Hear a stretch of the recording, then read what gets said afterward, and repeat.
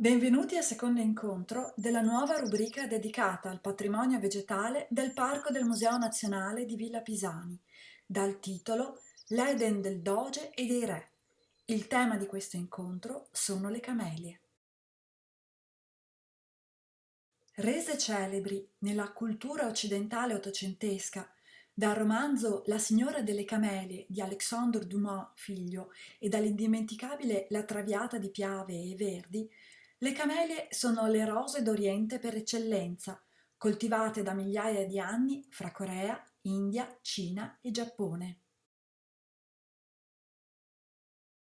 Meno irraggiungibili delle vere rose per l'assenza di spine, con i loro fiori semplici, doppio imbricati, bianchi, rosa, screziati o scarlatti, le foglie lucide e portamento ad arbusto o piccolo albero, hanno spesso simboleggiato la devozione eterna tra innamorati o la vita stroncata precocemente. Oggi il genere Camellia comprende specie e cultivar ornamentali che garantiscono deliziose e diversificate fioriture da autunno a primavera.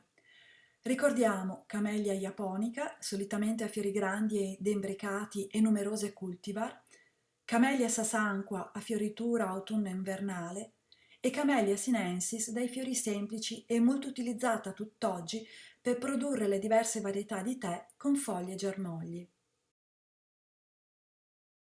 Pare che le camelie siano giunte in Gran Bretagna, come primo luogo in Europa, attorno alla metà del 1700, ma furono inizialmente coltivate entro aranciere e case di vetro perché ritenute troppo delicate per il clima locale. Cominciarono ad accrescere la loro popolarità e diffusione quando si capì come potevano essere coltivate anche all'aperto.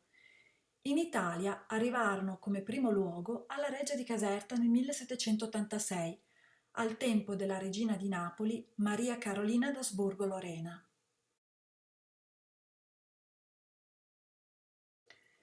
Nel grande parco del Museo Nazionale di Villa Pisani a Stra, le camelie fecero la loro comparsa sotto la proprietà degli Asburgo.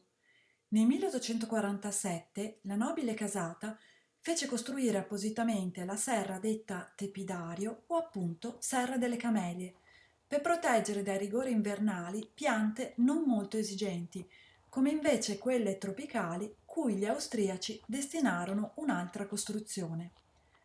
La Serra delle Camelie, con le sue colonne doriche e le doghe lignee, fa da sfondo prospettico alle geometrie della vaseria degli agrumi di Villa Pisani.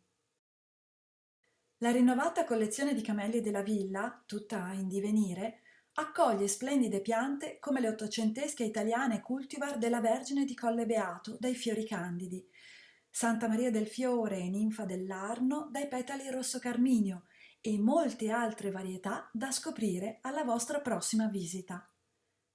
Restate ancora con noi quindi e seguite le nostre prossime clip.